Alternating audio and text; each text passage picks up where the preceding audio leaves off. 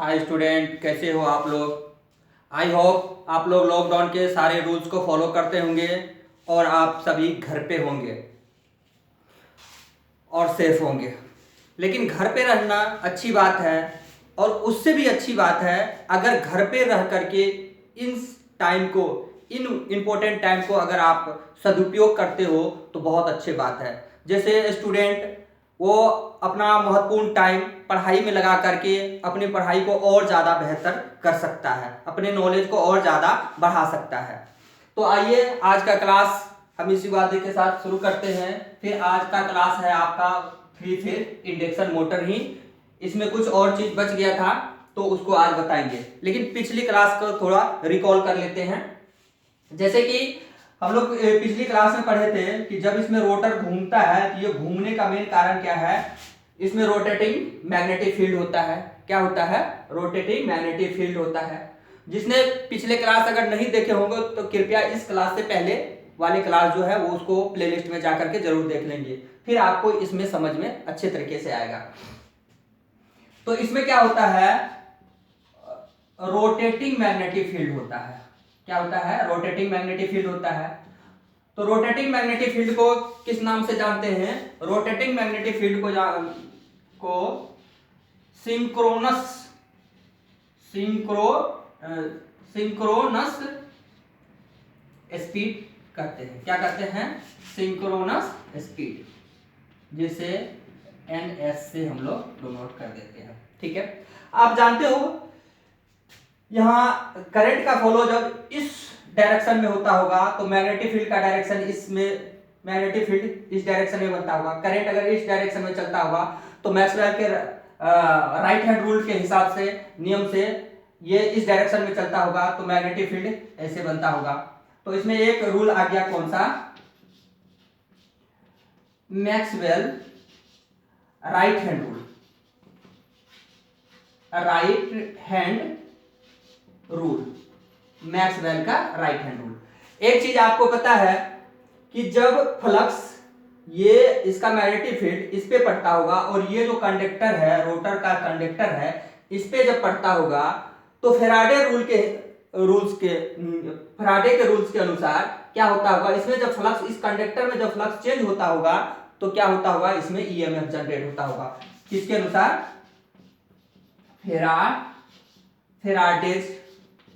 Faraday law से क्या होता होगा, इसमें ईएमएफ जनरेट होता होगा। फैराडे लॉ, जब इसमें फ्लक्स कटता होगा इस पे, इस कंडक्टर में, ये जो है, जैसे कि आपको पहले से पता है कि रोटर में जो बस ये लगा होता है कॉपर का बार या एल्युमिनियम का बार, तो ये क्या है? कंडक्टर ही है, जो पिछले क्लासों में हम लोग ने पढ़ा था।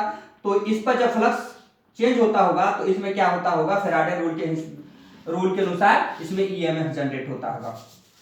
इसमें ईएमएफ क्या होता होगा? जनरेट होता होगा। और उसमें ईएमएफ जब इसमें जनरेट होता होगा तो ये इसका डायरेक्शन, ये डायरेक्शन किधर होगा, वो ईएमएफ किस डायरेक्शन में जनरेट होगा? तो लेंज लॉ के अनुसार, कौन? लेंज लॉ के अनुसार इसमें उसका डायरेक्शन इधर होगा। जब करंट का डायरेक्शन इधर होगा, करंट का डायरेक्शन इधर होगा तो उसके मैग्नेटिक फील्ड इधर से बनेगा। इतना तो कल पिछले क्लास में हम लोग पढ़े थे। आइए तो इसको हम लोग जानते हैं। जो रोटेटिंग मैग्नेटिक फील्ड है उसे क्या कहा जाता है? Synchronous speed. और सिंक्रोनस स्पीड यानी रोटेटिंग मैग्नेटिक फील्ड के वजह से क्या होता है, ये रोटर घूमता है। यानी इसके अंदर का जो रोटर है, मोटर के अंदर का जो रोटर है, इसको कौन घुमाता है? तो ये रोटेटिंग मैग्नेटिक फील्ड, ये यानी सिंक्रोनस स्पीड। जो रोटर जिस पे घूमता है उसे कहते हैं रोटर स्पीड। क्या कहते हैं? Rotor speed. ये जो रोटर स्पीड है इसको हम लोग लिखते हैं NR से। क्या लिखते हैं? NR। आपको पता है कि रोटेटिंग मैग्नेटिक फील्ड से ये रोटर का स्पीड जो हमेशा क्या होता है? कम होता है।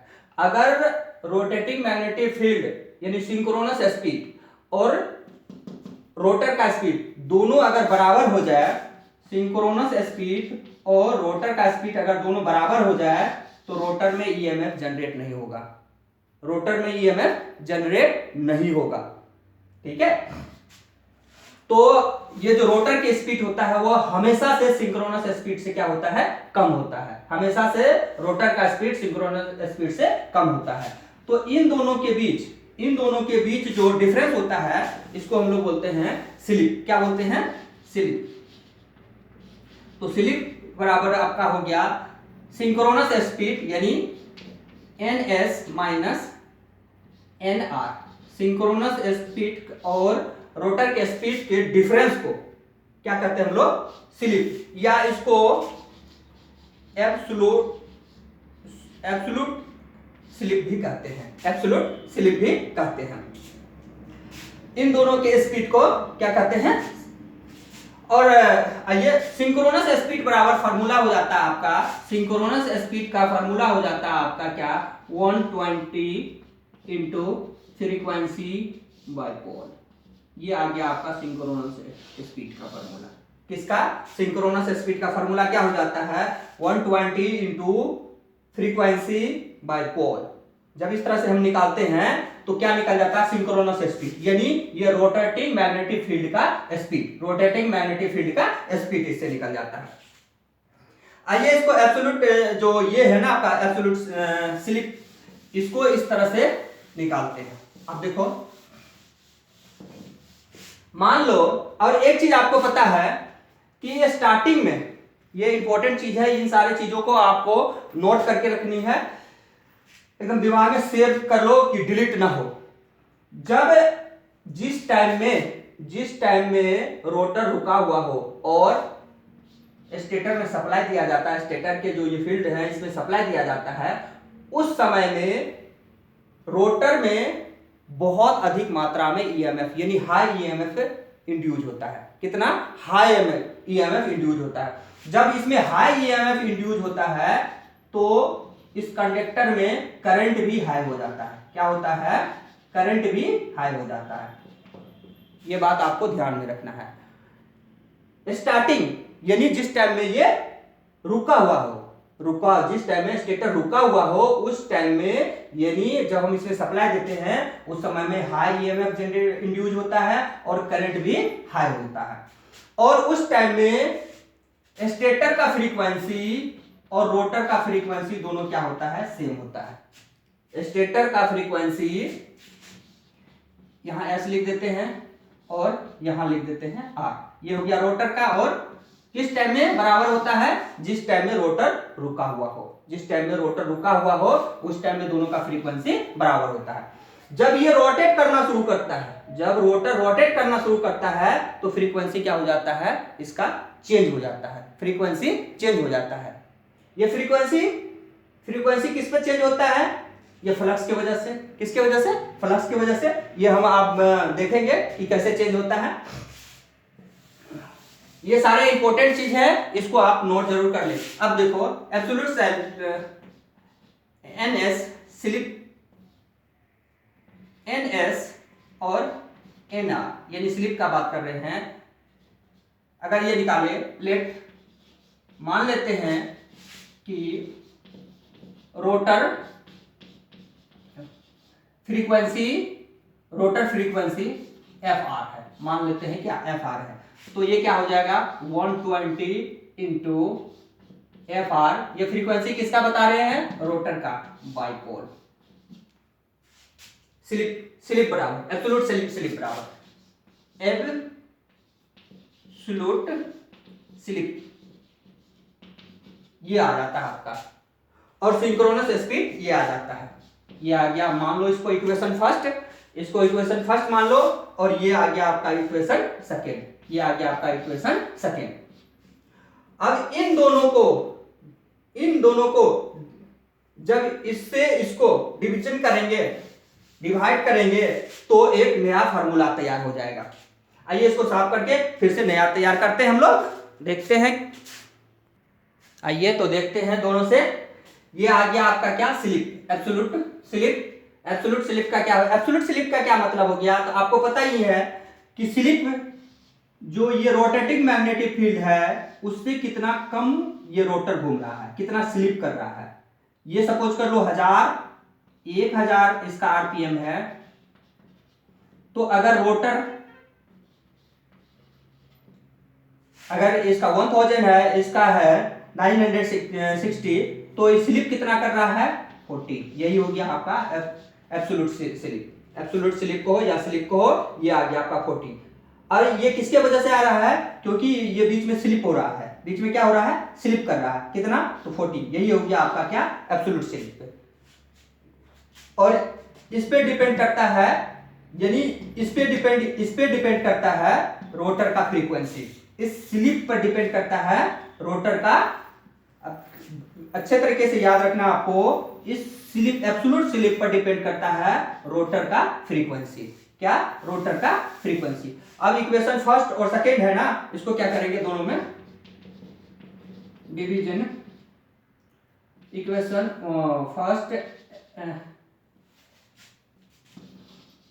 इक्वेशन फर्स्ट एंड सेकेंड, इन दोनों में हम क्या करते हैं, डिवीजन करते हैं। तो ये क्या हो जाएगा आपका, NS minus NR by NS, ये इससे ये कैंसिल हो जाएगा, इससे ये कैंसिल हो जाएगा, पोल से पोल कैंसिल हो जाएगा, तो यहां क्या हो जाएगा आपका FR by F frequency, FR by F frequency. ये जो आ गया आपका, ये इसको कहते हैं हम लोग, इसे कहते हैं फ्रैक्शनल स्लिप। क्या कहते हैं इसे, फ्रैक्शनल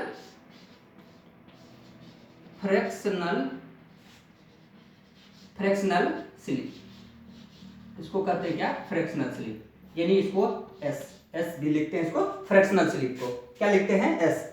तो आपका इसके स्थान पर अगर हम एस लिख दे, इसके स्थान पर अगर टोटल के स्थान पर अगर एस लिख दे, ये क्या है आपका, ये किसका फॉर्मूला आ गया आपका, फ्रैक्शनल स्लिप का। फ्रैक्शनल स्लिप का जब फ्रैक्शनल स्लिप हम लिखे, फ्रैक्शनल स्लिप के स्थान पर अगर एस लिख दे, तो इधर क्या हो गया, FR बाय F, यानी कह सकते हैं ये आ गया क्या, यानी रोटर फ्रीक्वेंसी बराबर हो गया slip into, fractional slip into frequency. ये आ गया आपका, ये आ गया आपका किसका, रोटर का अगर निकालना हो तो आइए इस पर हम एक एग्जांपल लेकर के देख लेते हैं कि क्या कितना निकलता है। साफ कर लेते हैं।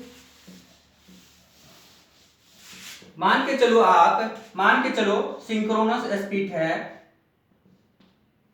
मान लेते हैं 1000 आरपीएम है। क्या है, आरपीएम है सिंक्रोनस स्पीड का। और सिंक्रोनस स्पीड का मान लीजिए कितना, 1000 है। और रोटर का मान लेते हैं कुछ देर के लिए, रोटर का मान लेते हैं क्या, 960 आरपीएम है, ये है ना। तो इसमें एब्सोल्यूट स्लिप कितना हो रहा है, इसमें स्लिप कितना हो रहा है, तो आप कहोगे कितना हो रहा है एब्सोल्यूट स्लिप का। अगर बात करें हम लोग, एब्सोल्यूट स्लिप कितना हो रहा है, 40। कितना हो रहा है, 40। यही हो रहा है ना आपका स्लिप, ये कितना हो रहा है आपका 40। अब ये जब 40 है, ये जब 40 है, तो इसका ये देखते हैं कि क्या, ये जब 40 है तो अब क्या करता है, क्या करते हैं हम लोग, फ्रैक्शनल स्लिप निकाल लेते हैं। क्या निकालते हैं, क्योंकि फ्रैक्शनल स्लिप बराबर ये आता है, फ्रैक्शनल स्लिप है, ये क्या है, फ्रैक्शनल स्लिप। तो फ्रैक्शनल स्लिप के लिए क्या करेंगे, यहाँ एस लिखना था, गलत हो गया, यहाँ एस लिखो, क्योंकि ये सिंक्रोनस स्पीड है, सिंक्रोनस स्पीड, सॉरी। तो अब क्या करेंगे, ये दोनों माइनस करके कितना निकल गया, इतना आ गया। आइए, तो कितना हो गया, 40 इंटू सिंक्रोनस स्पीड कितना था, 1000 था, तो ये 1000 आ गया। और आ गया आपका क्या, FR बाय F। इससे इसको काट लो और इससे इसमें कर लेंगे तो क्या होगा, 0.04। और यह आ गया क्या, FR बाय F। और फ्रीक्वेंसी क्या है, अब मान लेते हैं फ्रीक्वेंसी 50 हर्ट्ज है। फ्रीक्वेंसी क्या है, 50 हर्ट्ज है। जब फ्रीक्वेंसी 50 हर्ट्ज है तो क्या करेंगे, इधर से ये मल्टीप्लाई हो जाएगा, क्योंकि अभी आपने देखा S इंटू F है, तो एफ आर यानी रोटर फ्रीक्वेंसी बराबर हो जाएगा आपका 0.04 इंटू ये फ्रीक्वेंसी कितनी है 50 है, तो 50 से अब कर दो तो ये कितना आ गया, तो आ गया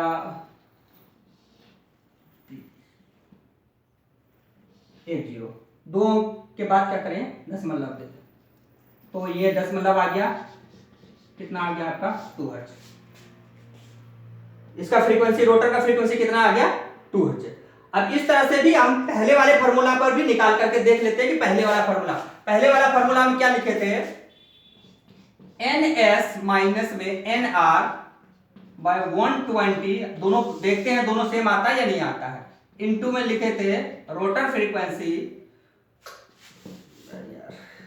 यहां से लिख देते हैं ns माइनस nr एब्सोल्यूट से लिखते, ये निकाले किस पर फ्रैक्शनल पे, अब एब्सोल्यूट पे निकाल रहे हैं 120 into F R by 4 by क्या है 4, ये आपको आएगा 6 पोल, कितना में आएगा 6 पोल, थोड़ा थोड़ा लिखते हुए 6 पोल पे, तो ये क्या आ गया, अभी निकाल के हम आपको दिखा देते हैं कितना आएगा, तो ये आ गया आपका 40, क्योंकि था 40 कैसे आया, तो 1000 minus 960 120 into F R by 6 पोल, तो इससे इसमें माइनस कर लो 40 आ गया, इससे इसको आप काट लो 20 आ गया, 20 इंटू एफ आर, तो एफ आर बराबर क्या हो गया, यानी 40/20 काट लो, एफ आर बराबर क्या हो गया 2 हर्ट्ज।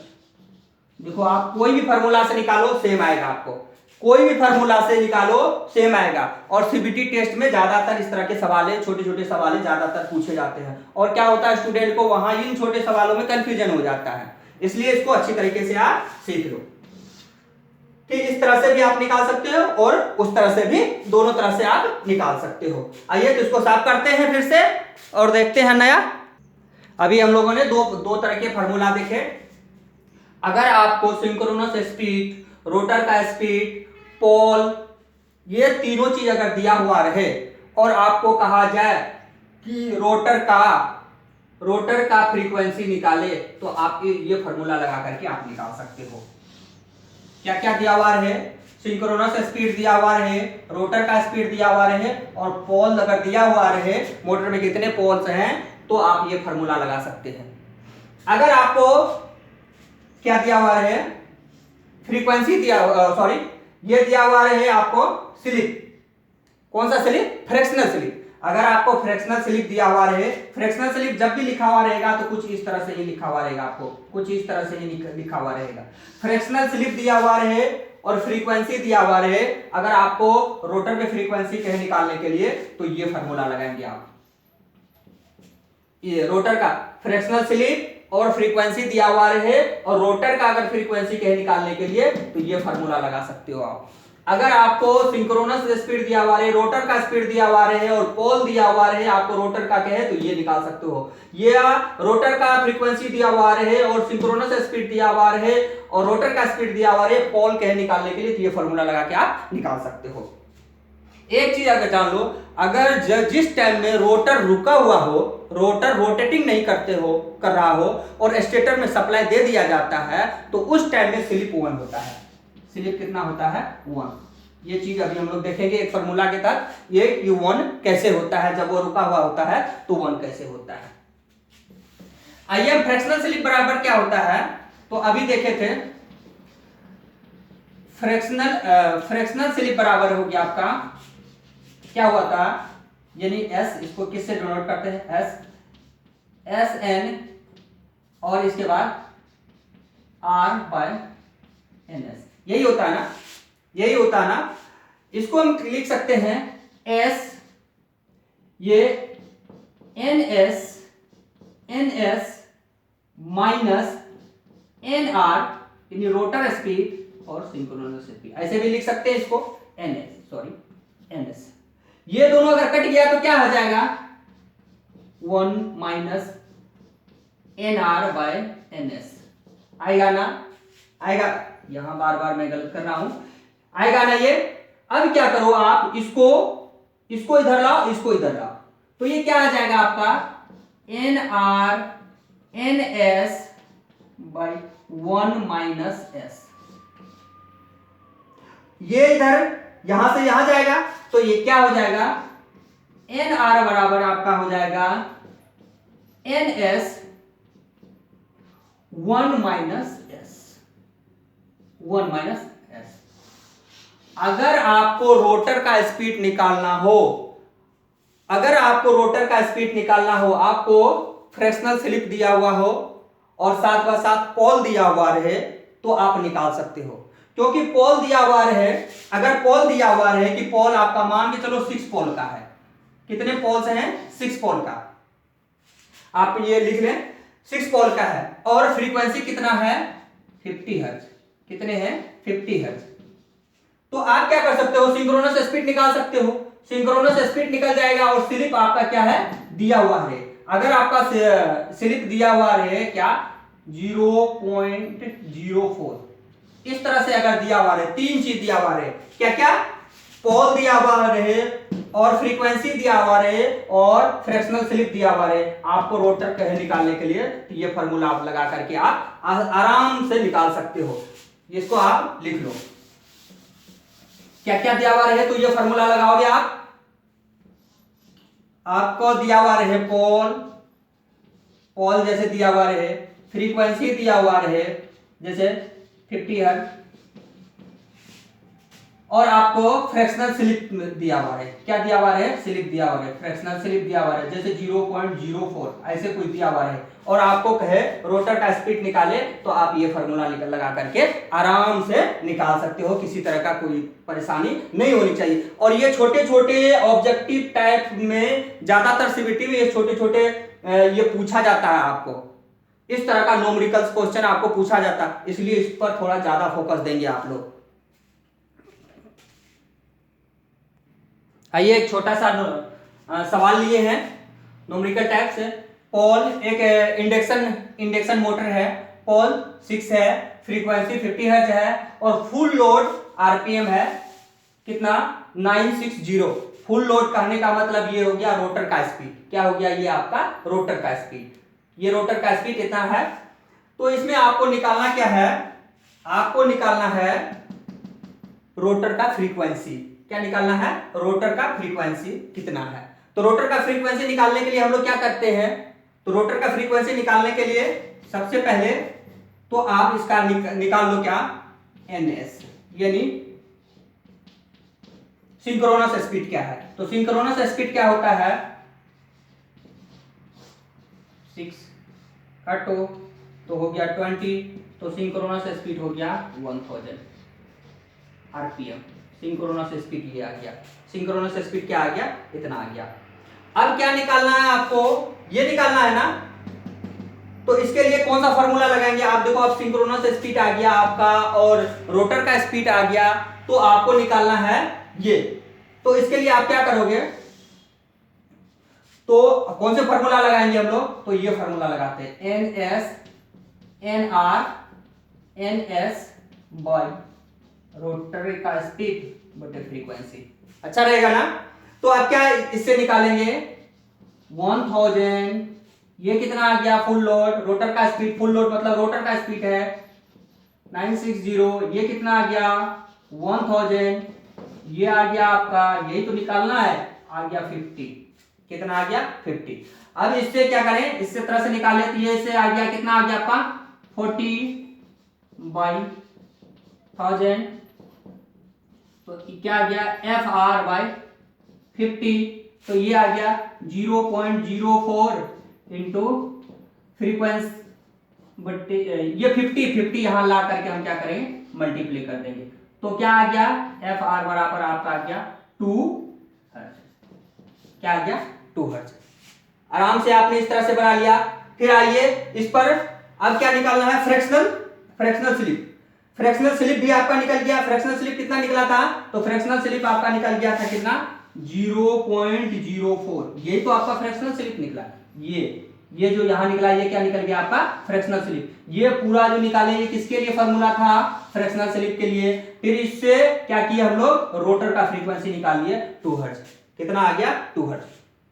अब आइए हम सपोज करते हैं कि इसको नहीं जानते हैं और ये रोटर का फ्रीक्वेंसी ये दिया हुआ है, तो हम ये निकालने का कोशिश करते हैं, इससे रोटर का स्पीड निकालने का कोशिश करते हैं। आइए देखते हैं, लगाते हैं और इसमें तो आइए इसमें देखते हैं। तो इसमें क्या फिर से निकालें, एन एस सिंक्रोनस स्पीड क्या हो गया, तो 120 इंटू 50/6 इससे तो ये कितना आ गया 1000। कितना आ गया आरपीएम, आरपीएम आ गया आपका, आरपीएम आ गया कितना 1000। कौन सा आरपीएम का बात कर रहे हैं, सिंक्रोनस स्पीड का बात कर रहे हैं। सिंक्रोनस स्पीड ये आ गया आपका। तो क्या निकालना आपको, रोटर का स्पीड, रोटर का स्पीड निकालना। अभी अभी देखे थे रोटर का स्पीड, सवाल वही है, सिर्फ उसको फुल लोड अगर कहा जाए आपको कि फुल लोड आरपीएम निकाले, तो फुल लोड आरपीएम मतलब हो गया रोटर का स्पीड कर रहा है आपको निकालने के लिए। तो आपको एनआर वाला फार्मूला लगाना है। तो एनआर वाला फार्मूला में अभी आपने देखा था क्या, एन एस इंटू 1 माइनस क्या था एस, फ्रैक्शनल स्लीप। तो सिंक्रोनस स्पीड कितना है आपका, तो आपको होगी 1000, 1 तो 1। फ्रैक्शनल स्लिप कितना है, फ्रैक्शनल स्लिप है 0.04, यही है ना। तो आप इससे कर लो, तो हो गया 1000, इससे इसमें आप सब्ट्रैक्ट कर लो तो कितना हो गया 0.96, यही कुछ आया ना। इससे इसमें मल्टीपल कर दो तो आ गया क्या 160 आरपीएम। तो इस तरह के छोटे मोटे जो न्यूमेरिकल टाइप क्वेश्चन है आपको सीबीटी में पूछा जाता है, इसलिए इस पर अच्छे से फोकस करेंगे और पूरी तरह से कंसेप्ट क्लियर करके आप एग्जाम में बैठेंगे। तो आज का ये क्लास कैसा लगा आपको, अगर ये क्लास अच्छा लगा तो कृपया कमेंट जरूर करें। Thank you.